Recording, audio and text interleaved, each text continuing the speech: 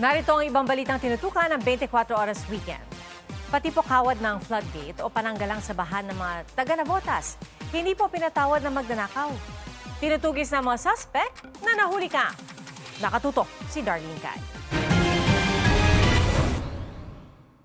Alas 11 ng umaga kahapon, nakita sa CCTV ang pag-aligid ng lalaking ito sa Navotas Navigational Floodgate sa Barangay Tangos North. Matapos maglakad-lakad, bigla siyang yumuko at may binitbit. Ninanakaw niya na pala ang mga kawad ng floodgate. Wala noon ang gwardyang si Dominic Pagaduan dahil bumili ng tanghalian. Maya-maya, biglang nagsumbong sa kanya ang mga bata sa lugar. Yung area namin, medyo medyo risky. Pag abot ko doon sa area namin, ma'am, sinabi nila sa akin na nagnanakaw si pumunta ako agad, ma'am, sa building na yon.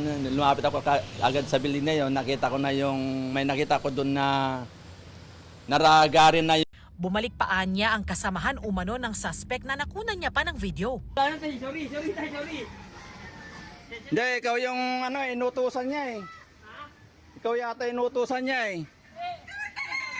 Kinukuha mo na eh. Yun pala, balak pa raw kunin ang natirang wire. Naman kaagad na nakuha agad lahat. So yun ang binalik-balikan siyempre andun na ako.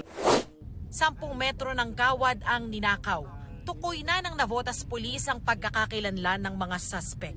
Yung kanso kasi, yun yung mahal eh. Sinusunog nila itong yung mga balat na ito.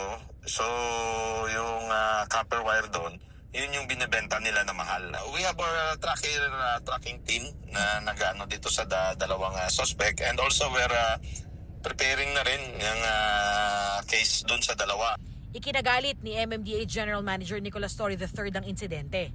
Anya, ang ilang pirasong kikitain sa nakaw na kable ay maaaring ikapahamak ng maraming tao at ari-arian. Nananawagan siya sa publiko na maging mas mapagmatsyag.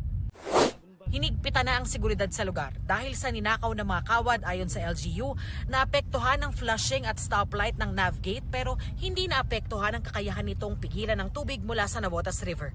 Mahalaga pa naman ang Navotas Navigational Gate lalo na tuwing high tide o masamang panahon. Yung nakakabit dun sa flushing, yun yung ginagamit para linisin yung tubig, para linisin yung dumi dun sa floodgate. Working po yung gate. In fact, last night na baba naman po natin yun, kaya hindi rin pumasok yung high tide. Darlene Cay, Nakatutok, 24 Oras.